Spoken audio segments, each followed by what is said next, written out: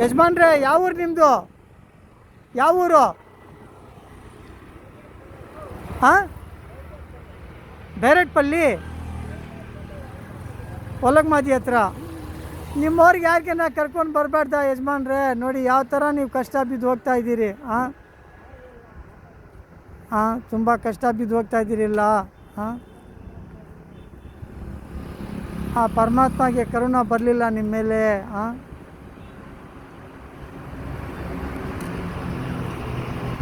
ನೋಡಿ ಯಾವ ಥರ ಕಷ್ಟ ಬಿದ್ದು ಹೋಗ್ತಾ ಇದ್ದಾರೆ. ಹಾಂ,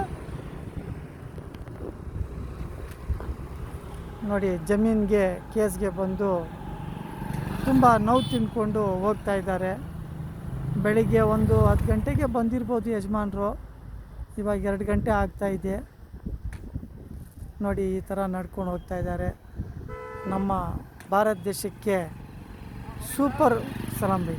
ಸೂಪರ್ ಪವರ್ ಆಗಬೇಕಂದ್ರೆ ಈ ಥರ 150 ಕೋಟಿ ಕೇಸುಗಳು, ಅಪೀಲ್ ಕೇಸುಗಳಿದೆ. ಆಗಿದ್ದಷ್ಟು ಬೇಗ ಕೇಸುಗಳು ಜಡ್ಜ್ಮೆಂಟ್ ಕೊಟ್ಟು ಸ್ವತಂತ್ರ ಭಾರತ ದೇಶಕ್ಕೆ ಸೂಪರ್ ಪವರ್ ಮಾಡೋದಕ್ಕೆ ಪ್ರಯತ್ನ ಮಾಡಿ. ಎಲ್ಲ ಯುವಕರು ಕೋಪ ಬೇಡ, ಜಗಳ ಬೇಡ, ಪ್ರೀತಿ ವಿಶ್ವಾಸ ತಗೊಂಡ್ರೆ ತುಂಬ ಒಳ್ಳೆಯದು.